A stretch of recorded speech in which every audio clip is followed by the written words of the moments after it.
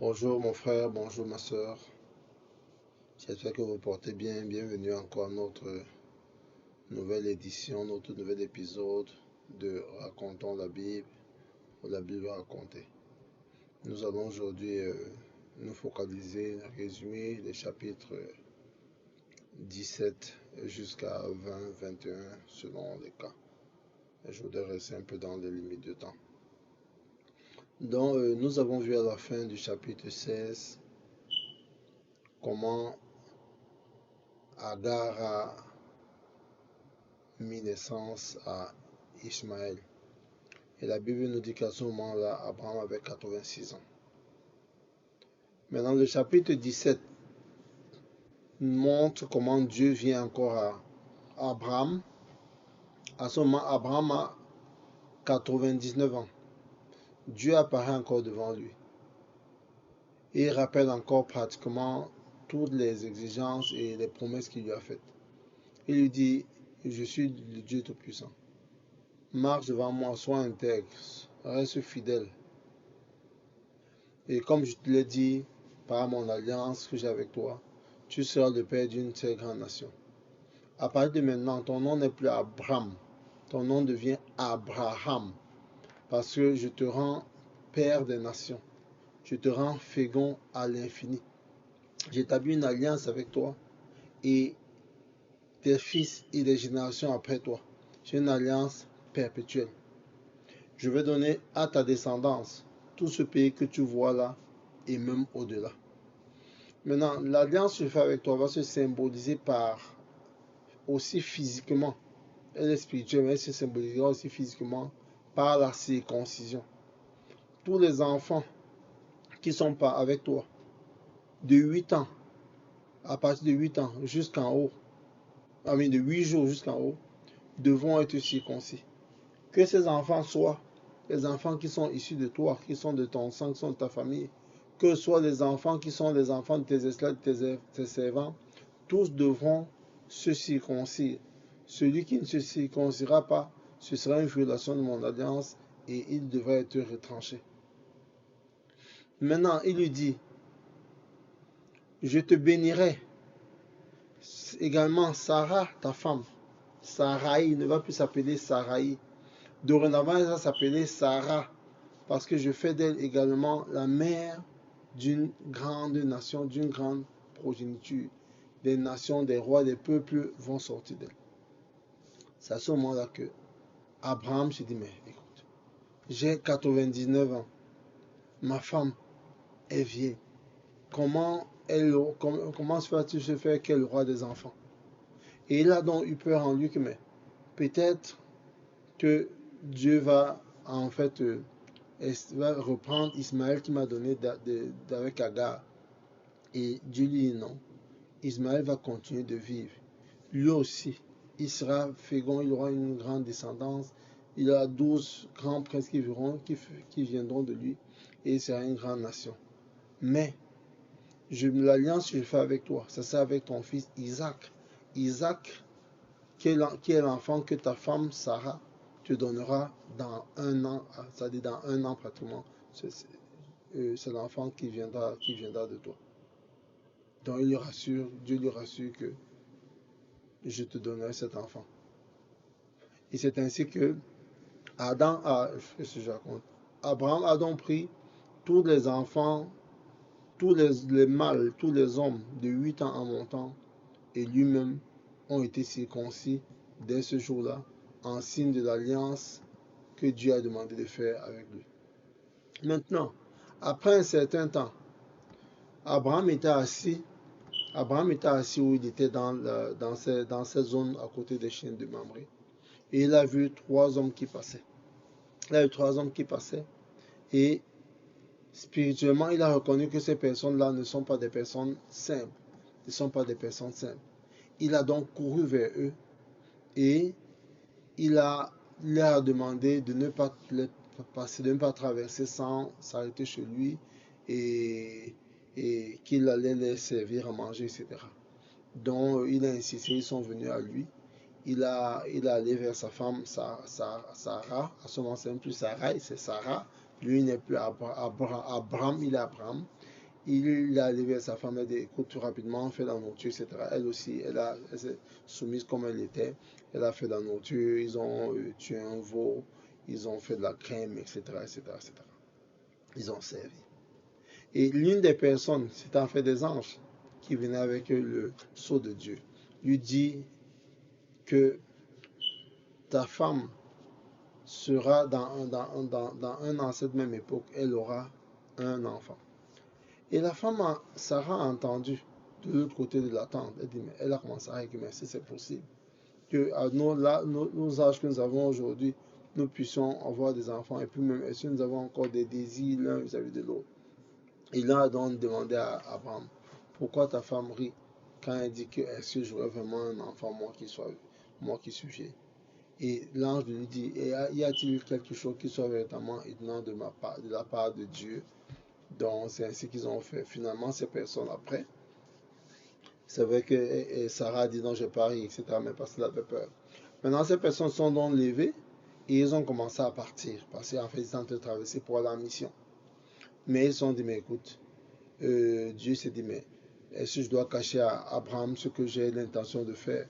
Puisque Abraham, je l'ai déjà béni, il sera une grande nation, il aura une grande descendance. Alors autant lui dire ce que je vais faire. C'est à ce moment-là où ils disent, écoute, nous allons détruire cette ville, cette contrée de l'autre côté, parce que le péché a atteint un niveau extrême, un niveau abominable à tel point que moi, Dieu, je vais aller régler ce problème de cette ville. Abraham donc a usé d'un stratagème pour essayer pour que Dieu fasse grâce afin que son neveu qui quitte là-bas et sa famille ne soit pas exterminé. Il a commencé à dire, mais Seigneur, tu es juste. Si tu vas dans cette ville, il y a 50 justes, est-ce que tu vas la faire mourir? Il dit non, s'il y a 50 justes, je ne la ferai pas mourir. S'il y a 45, s'il y a ainsi de suite. Il est descendu de 50, je crois, il est descendu jusqu'à 5. Et Dieu ne faisait que dire que descendu jusqu'à 40, descendu jusqu'à 20, descendu jusqu'à 10. Jusque-là, Dieu a dit, s'il y a 10, je ne vais pas la détruire. Je ne vais pas la détruire. Donc finalement, ces personnes, ces ans sont partis. Nous sommes au chapitre 18. Nous sommes au chapitre 18. Non, au chapitre 18, 19, ils sont donc partis à cette ville-là. Ils sont donc arrivés à Sodome et Gomorrhe. Ils arrivent à Sodome et Gomorrhe. Également, la même chose qui se passe. Ils sont en train de traverser. L'autre les reconnaît. Il accourt vers eux, il insiste, malgré leur réticence, de venir dans sa maison, qu'il va les recevoir comme ses étrangers. Un peu le même engouement, le même instinct, la même intuition que Abraham a eu lorsque ces personnes étaient en train de passer, lorsque lui était assis au niveau des chaînes de Mamré. La même intuition spirituelle que l'autre a eu. Il a insisté, ils sont donc venus dans sa maison. Afin qu'il s'occupe d'eux, il leur a donné à manger, il a fait un festin pour eux.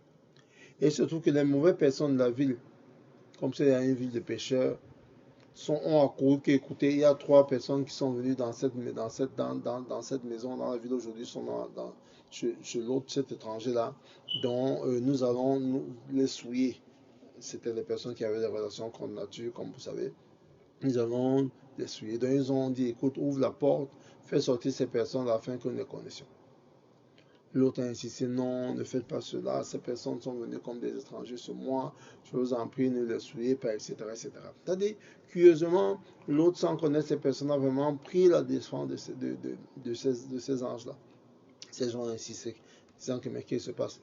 Voilà ce dont il est venu, c'est comme un étranger. Et l'autre a me dit qu'écoute, je vous donne mes filles qui sont encore vierges, je vous les donne, faites couler, mais ne souillez pas ces personnes, c'est qu'ils sont mes étrangères.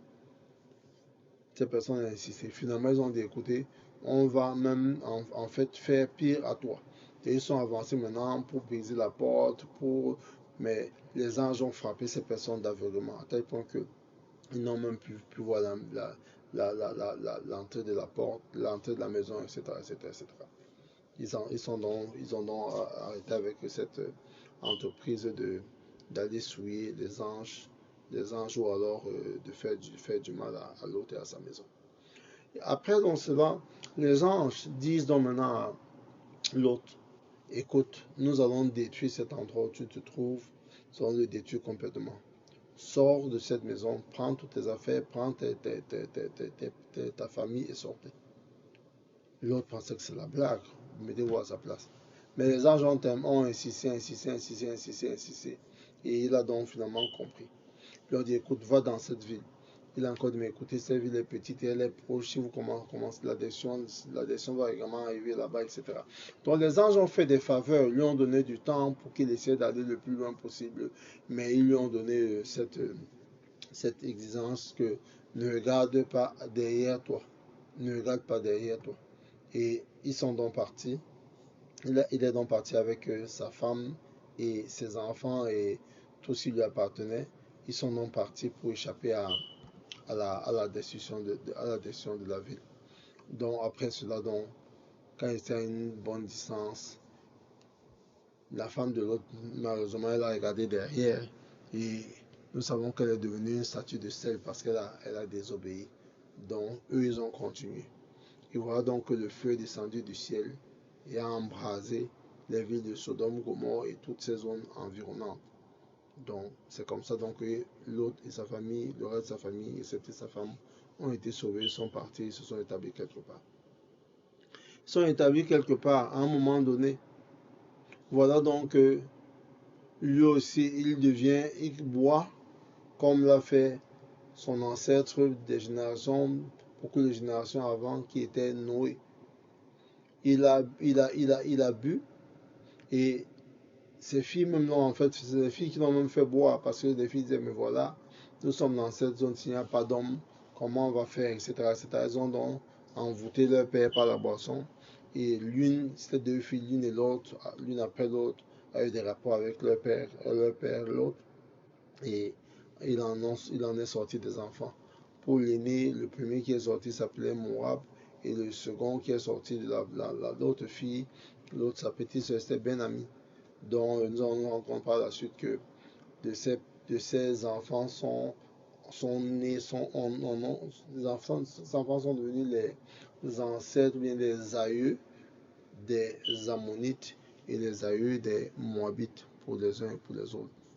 Donc ça c'est le chapitre 19. Le chapitre 20 maintenant, nous allons nous rendre compte au chapitre 20 que Abraham également s'est un peu déplacé de la zone où il était. Il est allé s'établir vers Guérar. Et dans cette zone-là, il a encore fait la rencontre avec un roi. Dans cette zone-là, il y avait un roi qui était au contrôle. Ce roi s'appelait Abimelech. Il était roi de cette zone. Et encore comme il a fait lorsqu'il était parti en Égypte, il s'est encore fait passer pour le beau-frère, pour la sœur, pour le frère de sa femme. Donc sa femme étant sa sœur à ce moment-là. Abimelech lui aussi, il décide que cette femme est belle, il la prend avec lui afin qu'elle soit sa femme. Mais très heureusement, avant qu'il n'ait plus à avoir des rapports avec elle, Dieu s'approche de lui et dit attention, ne touche pas cette femme. Parce que tu la touches, je vais t'exterminer. C'est ainsi que il ne l'a pas fait. Et il est rentré dans Abraham, il dit mais voilà, qu'est-ce que tu as fait de moi? Qu'est-ce que tu as fait? Tu as failli me faire avoir des problèmes avec Dieu. Tu m'as dit que c'est ta sœur, etc., etc. Et Abraham lui dit, écoute, ça c'est un arrangement que j'ai eu à faire pour éviter de mourir. Parce que je savais que si n'eût été cela, on m'aurait tué à cause de ma femme. Mais en réalité, c'est ma sœur parce que nous avons le même père, etc., etc. Après, Abimelech lui dit, écoute, va-t'en d'ici là. Il lui a également donné des biens et il est parti. Et il a inspiré une crainte à toutes ces personnes-là. Abimelech lui a donné des biens, etc., etc., etc. Et Dieu a demandé à Abraham de prier pour Abimelech parce que à cause de ça, Dieu s'est fâché. Ils ont commencé à avoir des plaies, comment on appelle ça? Comment on appelle ça en français? Les ulcères, les a frappés de stérilité. Et il y avait autre chose. Bon, bref. Il a prié pour eux et puis ils ont été délivrés de cela. Il est parti avec des biens. Je ne sais pas s'il faut que je continue. Bon, on peut s'arrêter là. Peut-être pour aujourd'hui, ça fait déjà 15 minutes. Combien nous sommes au chapitre? Nous sommes au chapitre 20. Nous sommes au chapitre 20. Le chapitre 21. Oui, donc on peut s'arrêter là. Bon, donc on peut continuer chapitre 21. Finissons avec chapitre 21. Non, arrêtons-nous là. Nous allons continuer demain avec le chapitre 21. Que Dieu vous bénisse, mon frère, ma soeur. Merci de lire, de suivre. Merci de faire des suggestions. Si vous avez des questions, vous pouvez poser des questions que je peux répondre sous forme d'exhortation également. Que Dieu vous bénisse et une bonne journée.